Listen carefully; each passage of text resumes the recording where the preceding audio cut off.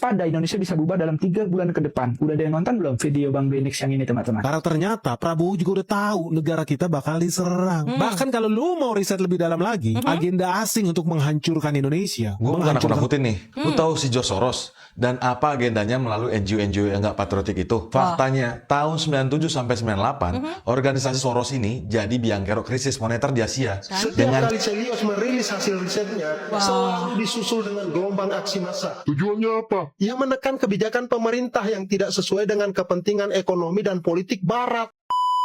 Halo, selamat datang lagi di channel Yuda Media HD. Ngeri banget guys, Indonesia dikabarkan bakal bubar dalam waktu 3 bulan. Wah, ngeri pakai banget ini ya. Sadar gak sih kalau prediksi-prediksi semacam ini biang keroknya itu ya tangan-tangan asing yang berambisi banget pengen ngancurin Indonesia. Mereka makin gila-gilaan menyebarkan ketakutan di tengah situasi dunia yang sangat memanas ini. Saat tahu Indonesia bisa mengatasi ketidakpastian global ini. Sedangkan negara lain emang sudah kelimpungan banget guys. Penasaran kan? Ayo kita bongkar di sini gimana permainan mereka kali ini. Tonton video ini sampai selesai cuma di channel Yuda Media HD. Waspada, Indonesia bisa bubar dalam 3 bulan ke depan. Udah ada yang nonton belum video Bang Benix yang ini, teman-teman? Karena ternyata Prabowo juga udah tahu negara kita bakal diserang. Bahkan kalau lu mau riset lebih dalam lagi, agenda asing untuk menghancurkan Indonesia, menghancurkan bursa efek Indonesia, bursa saham bakal digempur habis-habisan. Ini udah terdeteksi dari 2 tahun lalu. Nyatanya ini adalah taktik perampokan aset strategis negara. Mana mungkin menghilangkan kelaparan? Apa? Mau kasih makan bergizi? Hahaha, ketawa. Hahaha, ketawa. Di awal mereka tertawakan saya dan saya tahu mereka mengancam saya. Saya tahu saya diancam. Mereka mengancam saya tahu saya diancam. Coba ingat krisis 98 saat rupiah sengaja dihancurin dengan jumlah dolar yang sama. Betul. Asing tiba-tiba memborong aset kita 8 kali lebih banyak. Contoh nyatanya, perusahaan telekomunikasi raksasa kita yang akhirnya jatuh ke tangan asing. Penjajahan gaya baru inilah nggak butuh militer. Betul. Mereka cukup mendanai oknum LSM, akademisi, dan media-media buat bikin kita berantem sendiri. Nah, setelah kita lemah, mereka datang sebagai penyelamat. Bawa utang dengan satu syarat, yaitu bank sentral harus independen. Kedengarannya keren, tapi kalau bank sentral jalan sendiri dan nggak tunduk sama pemerintah, terus mereka setia sama siapa? Coba bandingin sama Vietnam, teman-teman. Ekonomi mereka itu bisa melesat 8% tanpa drama. Karena bank sentralnya sejalan dengan negara. Di kita, ketika pemerintah mau gas dorong ekonomi, suku bunga malah sering ditahan tinggi. Mencekik ruang gerak kita sendiri akhirnya. Selama kita nggak sadar, kita bakal terus dipaksa jadi budak di rumah sendiri. Pertanyaannya sekarang, teman-teman, apakah kita berani merebut kembali kedaulatan ekonomi kita yang udah diacak-acak asing? Atau cuma pasrah nunggu sisa aset negara ini dirampok kembali? Wah, ngeri juga ya teman-teman ya. Emang akhir-akhir ini banyak para ekonom-ekonom nggak tahu itu beneran atau tidak begitu ya, yang memprediksi kalau Indonesia ini bakal hancur dalam 3 bulan. Seenaknya aja mereka itu ngomong kalau bangsa sebesar ini loh dengan 280 juta rakyat hancur cuma dalam tempo waktu 3 bulan saja. Ngotak nggak sih mereka itu teman-teman? Pura heran sama energi Indonesia. Warga Singapura mendadak curhat keheranan. Ngelihat harga BBM di Indonesia adem ayem aja. Padahal negaranya udah melonjak gila-gilaan kan. Recent fuel prices is affecting everybody, except Indonesians. Do you know for the past 3 weeks, Indonesian government has never increased the price of their subsidized petrol? Nah, ada nih salah satu warga namanya Nicholas, di mana dia itu tinggal di Singapura yang ngomong belak-belakan di media sosial. Kalau dia itu juga kagum sama pemerintah Indonesia belum naikin harga bensin bersubsidi selama 3 minggu terakhir di tengah konflik global. Di Singapura, teman-teman, harga bensin itu dilepas sepenuhnya ke mekanisme pasar bebas.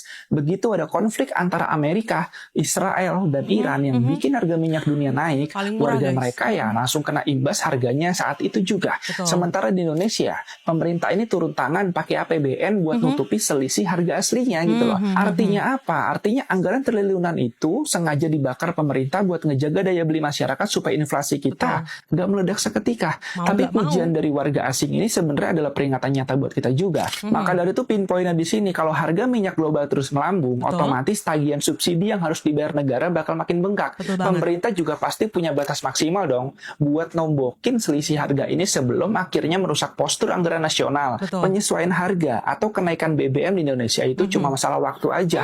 Kalau hari itu tiba dan pemerintah akhirnya terpaksa memangkas subsidi dan naikkan harga BBM, ya strategi keuangan apa yang udah kalian siapin teman-teman? Makanya strategi pangan, air, dan segala macam itu sebenarnya poin penting di era globalisasi dan perang saat ini. Benar banget apa kata dari Bang Putra Aji ya. Memang Indonesia ini sampai diiriin nih sama warga negara lain. Tapi balik lagi juga nih ya, diiriinnya itu mau sampai kapan? Kadang-kadang kita juga harus bertanya-tanya begitu. Indonesia sampai sekarang masih baik-baik saja karena memang masih ada bantuan dari pemerintah nih. Supaya ya yang namanya BBM kita tuh nggak naik secara drastis ya kan. Tapi mau sampai kapan juga teman-teman? Ini harus jadi perhatian kita semua. Maka dari itu sebetulnya sejak dari dulu, sejak era Presiden Jokowi itu sudah disiapkan yang namanya swasembada energi, swasembada pangan dilanjutkan di pemerintahan Pak Prabowo Subianto. Tapi kita coba baca komentar dari para netizen dari akun TikTok Bang Putra Aji ini teman-teman ya. Dari akun Dika Ozi teman-teman. Dengan total 280 jutaan penduduk, Indonesia masih belum naikin harga BBM. Gila sih kalau masih ada yang ngehujat. Betul, setuju. Kenapa feelingku harga BBM akan baik-baik aja ya? Siapa dulu presidennya ya? Komentar bakal sepi kalau fakta Prabowo Subianto presiden terbaik. Tuh kan teman-teman.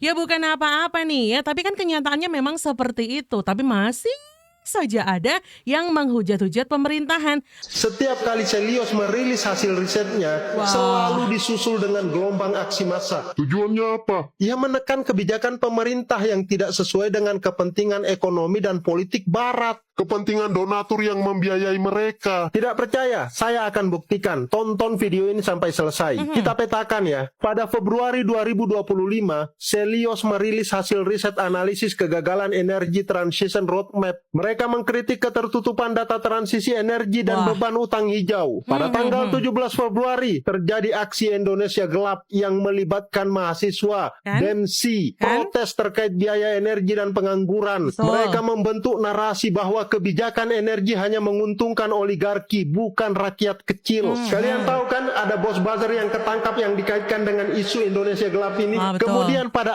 Mei 2025, Celios merilis laporan Outlook Ekonomi dan Ancaman PHK Masif. Riset ini kolaborasi dengan elemen buruh tentang dampak kebijakan proteksionisme global. Tanggal 1 Mei 2025, Hari Buruh, May Day, terjadi aksi besar-besaran elemen buruh menuntut pembatalan aturan upah murah dan jaminan kerja. Isu badai PHK di awal pemerintahan Presiden Prabowo menjadi slogan utama mereka di lapangan. Lalu pada bulan Agustus 2025, Celios merilis studi ketimpangan dan pajak kekayaan. Mereka mengusulkan wealth tax sebagai solusi atas menyusutnya kelas menengah. Tanggal 25 hingga 30 Agustus 2025, kalian tentu tahu apa yang terjadi. Aksi anarkis, pembakaran fasilitas umum, pembakaran gedung-gedung pemerintahan, penjarahan rumah pejabat. Aksi ini menyebabkan kerugian 8 hingga 8 triliun rupiah. Dan narasi yang terbentuk saat itu sebenarnya sangat sederhana, hanya soal social unrest. Kontras antara kemewahan pejabat versus beban pajak rakyat. Tapi di media sosial, penggalan-penggalan ucapan pejabat diorkestrasi, dijadikan racun untuk memancing amarah publik. Dan bukan sebuah kebetulan, kerusuhan serupa terjadi di sejumlah negara. Dan bisa jadi karena pemodalnya sama. Ini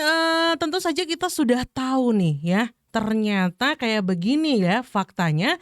Kenapa orang-orang dalam negeri ini justru meremehkan pemerintah? Yaitu tadi ada tangan-tangan usil dari pihak asing yang bisa jadi nih dengan dana mereka ini ngebayarin tuh ya beberapa LSM, media atau oknum-oknum yang ada di negeri ini untuk menyebarkan provokasi kepada rakyat kita demi mewujudkan misi untuk menghancurkan negara ini. Dan ini gak asal bunyi teman-teman, bukti jelas nyata ada, ya kan?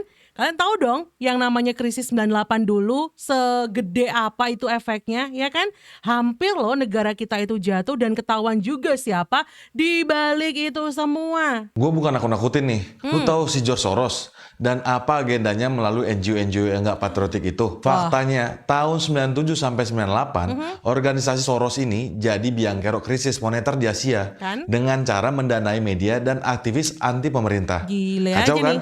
Tujuannya sama, yaitu mengkudeta pemimpin tertinggi di sebuah negara dan mengambil keuntungan sendiri. Caranya dengan mendanai konspirasi untuk melawan pemerintah. Dan ini terbukti berhasil. Ketika negara jatuh, maka ia dengan mudah mengatur negara tersebut. Ngeri banget ya? Nah, kalau lu gampang terpapar kebencian sama pemerintah, bisa jadi lu sebagai salah satu korbannya. Dan alat dari agenda besar yang sedang dijalankan mereka. Terus, biar aman caranya gimana bang? Ya, pertama, lu blok atau unfollow akun-akun medsos nggak jelas yang tiap hari ngasih narasi kebencian dan hoax biar timeline medsos lu bersih. Terus, jangan mudah terprovokasi isu-isu yang sumbernya nggak jelas. Ingat, semua kejadian yang ngeri itu nggak akan terjadi kalau kita sebagai masyarakat terus menjaga persatuan dan kesatuan. Setuju abangku ya teman-teman, setiap kita mendapatkan informasi ya entah itu dari sosial media, Facebook, YouTube, TikTok dan berbagai macam platform-platform lainnya gitu ya, harus cross check benar atau kagak ini berita ya. Sekarang aja loh beberapa media yang katanya dulu terpercaya, mereka punya agenda sendiri yang didanai sama asing ini teman-teman.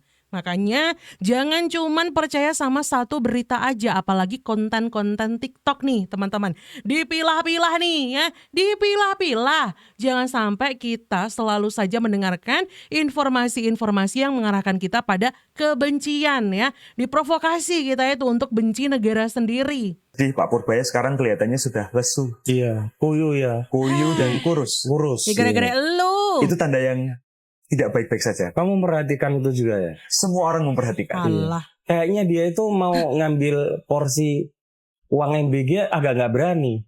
Nah, kalau kita lihat APBN kita tahun ini, memang tidak jelas prioritasnya. Tidak Selain jelas kata dia. menyenangkan hati presiden. Pokoknya presiden pengen apa, ya itu yang dilakukan. Lah. Salah satunya soal MBG. Beberapa peneliti itu kan mengatakan bahwa kalau MBG ini efektif pada mereka yang membutuhkan gizi dan pada mereka yang kekurangan secara ekonomi, kita tuh hanya butuh sekitar 20-an triliun. Nggak sampai 335 triliun. Artinya ada 300 triliun yang bisa diselamatkan. Dan 300 triliun ini rasanya cukup untuk menghindarkan kita pada krisis. Itu kata kuncinya, Om. Kan? Tahun ini, diakui atau tidak, kita punya ancaman krisis ekonomi. Satu. Nah, krisis ekonomi ini menjadi tidak mungkin disepelekan ketika yang sudah terjadi sekarang adalah krisis politik. Dia ini sok pinter begitu ya teman-teman ya. Yang kita lihat sebagai seorang ketua BEM salah satu universitas yang luar biasa gede begitu ya. Tapi kok loncat dari podcast satu ke podcast yang lain, ngomongin soal ancaman krisis, ngeritik-ngeritik program pemerintah. Dan kayaknya nggak cuman ini orang doang ya, kayak gerombolan gitu loh teman-teman. Dan narasi yang mereka katakan itu hampir serupa, hampir sama. Indonesia krisis, Indonesia resesi, Indonesia rupiahnya jatuh ke sekian dan ini terjadi sekitar beberapa bulan yang akan datang. Narasi mereka itu hampir sama, hampir serupa. 98 terjadi di Indonesia itu dilatar belakangin oleh George Soros. George Soros, salah satu manusia paling berbahaya di dunia yang sanggup melumpuhkan negara tanpa perlu kekuatan militer apapun. Tahun 97 sampai 98, Asia itu mengalami krisis finansial terbesar dalam sepanjang sejarah. Krisis ini tuh langsung menyebar dengan cepat banget ke negara-negara Asia yang lain, termasuk Indonesia. Para spekulan, termasuk hedge fund raksasa seperti Quantum Fund milik Soros, ini disebut-sebut melakukan aksi short selling terhadap rupiah. Mereka meminjam rupiah dalam jumlah yang sangat besar, ya, lalu menukarkannya ke dalam dolar AS. Lalu menunggu sampai rupiah itu jatuh. Setelah nilai rupiah anjlok, mereka membeli kembali rupiah dalam harga yang lebih murah dan lalu mengembalikannya. Rupiah rontok dari 2.600 rupiah per dolar menjadi lebih dari 16.000 rupiah per US dollar. Jadi George Soros adalah seorang manusia, iblis, malaikat, atau cuman orang jenius aja yang investing skillnya jauh melebihi kapasitas orang lain di luar sana. Saya rasa sih iblis ya, karena dia ini secara tidak langsung, malah mungkin secara langsung begitu teman-teman, menghancurkan sebuah peradaban negara begitu ya. Lihat kan bagaimana dulu di tahun 98 itu ramenya bukan main ya. Memang revolusi itu ya sejarah begitu. Tapi ya balik lagi, pasti ada lah orang-orang yang memprovokasi ya. Sampai isu-isu itu jadi gede, sampai ada penjarahan, sampai ada rasisme dan lain sebagainya. Dan bukan kebetulan nih ya, itu hampir di seluruh Asia krisis itu terjadi teman-teman. Dan sudah tahu dong dalangnya siapa, bukti-buktinya nyata kok ya. Kita ini dipaksa untuk berhutang ya, terjebak dalam yang namanya hutang. Wah ngeri juga ini teman-teman. Dulu banyak yang meremehkan kebijakan Jokowi soal sawit dan biodiesel. Tapi sekarang justru itu yang bantu Indonesia tetap bertahan. Dunia lagi nggak stabil. Perang Iran, Israel, dan Amerika bikin harga minyak melonjak. Betul. Banyak negara langsung kena dampaknya. BBM naik, beban hidup juga ikut naik. Betul. Indonesia masih bisa lebih stabil dibanding negara lain. Ini bukan karena kebetulan. Ini karena ada kebijakan yang sudah disiapkan sejak lama. Di era Jokowi sawit bukan ditinggalkan, tapi justru diperkuat dan dipertahankan. Biodiesel didorong serius. Dari yang awalnya diragukan sampai jadi B30 bahkan terus ditingkatkan. Betul. Tujuannya jelas, ngurangi impor BBM dan bikin Indonesia lebih mandiri energi. Waktu itu banyak yang nyinyir, dibilang nggak penting, bahkan dianggap salah arah. Betul. Tapi Jokowi tetap jalan, nggak berhenti cuma karena nyinyiran. Dan sekarang hasilnya kelihatan, tekanan global ada, tapi Indonesia nggak langsung tumbang. Sawit jadi kekuatan, biodiesel jadi penahan. Inilah bedanya kebijakan yang dipikir jauh ke depan dengan sekedar omongan sesaat. Karena memimpin itu bukan soal enak didengar waktu itu. Betul. Tapi soal berani ambil keputusan seperti yang dilakukan Pak Jokowi. Oh pantesan ya, ketika dulu Pak Jokowi ini mau membuat bangsa kita itu mandiri, banyak banget yang protes, terutama yang asing-asing itu tadi teman-teman. Ternyata semuanya itu berhubungan begitu. Dan sebenarnya kita jadi sadar nih, berkat kebijakan Pak Jokowi dulu nih ya, yang dilanjutkan sama Pak Prabowo sekarang, Indonesia ini alhamdulillah bisa bertahan di tengah situasi dunia yang penuh dengan ketidakpastian saat ini. Lihat dong negara-negara sekitar kita teman-teman, gonjang-ganjing, tapi kita alhamdulillah masih aman. Ada sumber energi terbarukan yang akan bisa kita produksi terus-menerus bahkan ketika batu bara sudah habis. Apa? Namanya sawit. Betul. Karena sawit ini tanaman ajaib. Dia bisa jadi minyak goreng, dia juga bisa menjadi bahan bakar bensin, solar, atau bahkan aftur bahan bakar pesawat. Betul, betul. Minyak jelantahnya aja bisa jadi aftur, apalagi sawitnya yang belum jadi minyak jelantah. Tapi ini luar biasa dan hanya bisa tumbuh di Indonesia dan di Malaysia. Yang begini ini bukan cuma Australia, tapi Uni Eropa pun pernah melakukan pelarangan terhadap produk sawit Indonesia dan Malaysia. Kenapa? Ya nggak ada lawannya. Mereka mau saingan dengan minyak bunga matahari, kalah efisien. Betul. Perlu berapa banyak lahan yang dibuka untuk menyaingi produksi sawit. Jadi kita selalu ditekan dengan isu lingkungan. Bilang pembukaan lahan untuk demi sawit itu adalah bisa mengakibatkan bencana lingkungan, bisa menyebabkan banjir dan segala macam.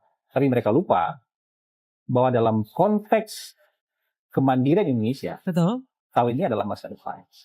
Dan buat negara lain mungkin ini mengkhawatirkan. Sudah terbongkar kan kenapa bangsa-bangsa asing ya, nggak tahu lah, nggak usah bangsa lah ya, perusahaan asing atau orang-orang asing ya nggak suka dengan langkah kemandirian Indonesia. Hilirisasi diprotes, kita nanam sawit diprotes juga abis-abisan tuh, karena ternyata di balik penanaman sawit ini kita bisa jadi mandiri teman-teman ya. Yang namanya biodiesel sudah dikembangkan sejak era Pak Jokowi, dilanjutkan sampai sekarang ya kan. Mereka tuh bingung gitu. Nah nanti kalau Indonesia mandiri, Indonesia bisa berdiri sendiri, gak jadi beli ke kita-kita dong. Ya gimana ini, kita gak laku dong jualannya. Ya Indonesia potensial loh dengan 280 juta masyarakatnya. Masa kita kehilangan customer luar biasa kayak Indonesia nih ya. Makanya kita ini sengaja dibuat gaduh terus-terusan. Kita rakyat ini dibenturkan sama pemerintahannya. Kalau hancur otomatis kan udah bisa tuh mereka melenggang bebas poco-poco di negara kita teman-teman ya. Aduh emang benar-benar nih. Gimana kalau menurut kalian? Coba tulis pendapat kalian di kolom komentar ya. Jangan lupa like videonya, subscribe juga channel Yuda Media HD-nya. Jangan lupa share video ini sebanyak-banyaknya di grup-grup WhatsApp atau grup-grup lainnya, grup-grup Facebook boleh banget supaya makin banyak yang tercerahkan. Makasih udah nonton sampai akhir. Sampai jumpa di video selanjutnya. Bye-bye.